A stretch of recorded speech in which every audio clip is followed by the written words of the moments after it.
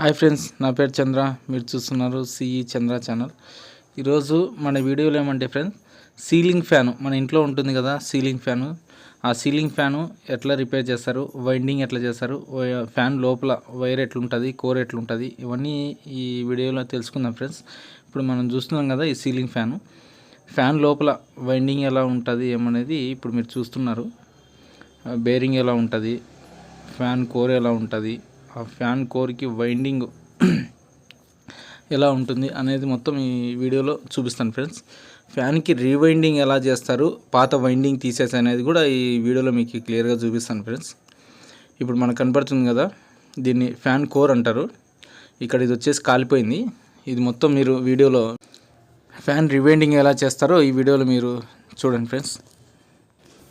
ఇక్కడ మనకి ఫ్యాన్ కనపడుతుంది కదా ఫ్రెండ్స్, ఈ ఫ్యాన్ వచ్చేసి వైండింగ్ కాలిపోయింది.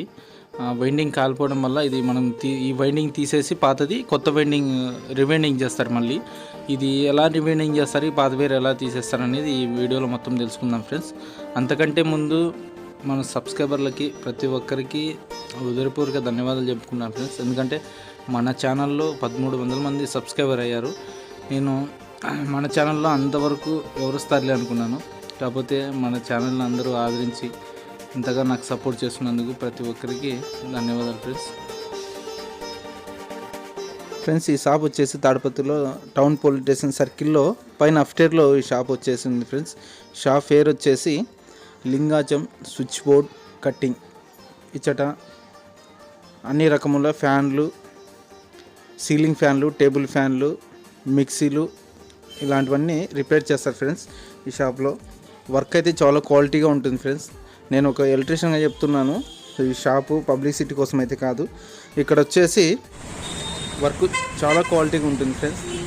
మీరు ఒకసారి వెళ్ళండి. ఏమన్నా ఫ్యాన్లు, మిక్సీలు ఏమన్నా రిపేర్ ఉన్నా కూడా, స్విచ్ బోర్డ్ కట్టింగ్ ఏదన్నా ఉన్నా కూడా.